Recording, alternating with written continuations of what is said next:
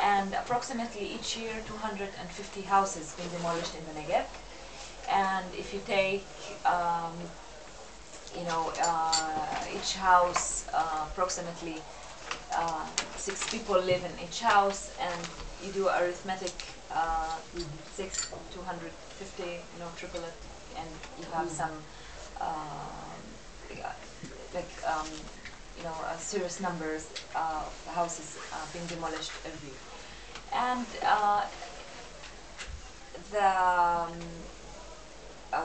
policy of unrecognition and its methods that Israeli policies use to pressure Bedouins to move into 7 townships that were designed for Bedouins. Although these townships don't fit, like they are the poorest townships in Israel. The percentage of unemployment in these townships are extremely high. The percentage of dropout from schools is extremely high. So it's. Can you say where these townships are? Yes, in the Negev as well. Yeah. Most of the, in the 50s, before maybe I should have started from this. Before 48, there were approximately 100,000 Bedouins in the Negev, and after 48, some expelled, some left. Only 10,000 people remained in the Negev. And then during 51, Israelis authority removed the Bedouin into restricted area. It's called the Siyaj area. The Siyaj, it's an Arabic, the English word for it is restricted area, which is a triangle in the Negev between Arad, Beersheba, Dimona, and Yerucham. And it's known for its low agricultural fertility. Now, from these years until 66, Arab Bedouins, like the rest of the Israeli citizens, the Israeli Arab citizens, were under military regime. So basically, they were their mobility were restricted, and they were prevented from returning to their original ancestral land. Most of their lands were given to the new immigrants that came, and about 500 Jewish settlements were established in their territories. In the meanwhile, during the 60s, when the Israel authorities designed the master plan for Israeli settlements, it didn't take into consideration the people that she displaced. There were displaced people that removed forcibly into this area, and didn't compensate them as it's acceptable in international law, and it didn't recognize them. So they become illegitimate villages, illegal villages, and several laws were enacted that make them illegal, which is the huge paradox in the situation. They're legal and illegal.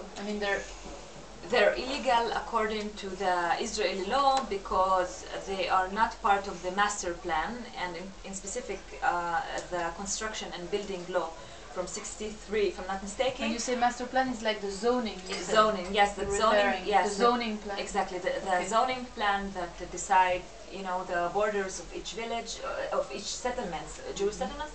They didn't take into consideration these villages, and by this law they make them illegal. Like they are illegal by the law, which is the paradox, because they were Israeli authorities decided to transfer them into this area without their consent. For when you say the restricted, reasons. You say the triangle. So the triangle is legal and illegal in the same time. What do you mean? You say that they were transferred in this zone, no? Yes. In 48, 51, no? Yeah. And that was kind of like the government choice. Exactly, like they were... It's illegal internationally, No. Or just under Israeli law. Yeah. Under the Israeli law. It's illegal under Israeli laws, yes. Because they had two... No, yeah, I understand what she's asking. That's what I mean. The government said did something, Uh-huh. and then they make law that makes it illegal. Exactly. That's what Yes. I understood. But Yeah. they are not illegal in the restricted land. No, the Bedouins. They are legal in the restricted area. No. No, the restricted area, I just took 4 points, you know, that to, I mean, Beersheba is existed, and Arad is also a Jewish town, and Yerucham is a Jewish town, and Dimona is a Jewish town. So I just draw the borders for you, so you, if you can Can imagine where this Just in the Yeah. middle of the area, Negev, yes, that the Bedouins, I mean, they transferred into this area. In the middle of, Yes. of those towns. And this is, like, as I mentioned, very low agricultural fertility, and it's important because Bedouins, the same nomadic society that practiced agriculture, was the main source of their livelihood. So on one hand, they suddenly become illegitimate. They were under military laws until '66. So also most of them, not that they didn't provide it for any alternatives,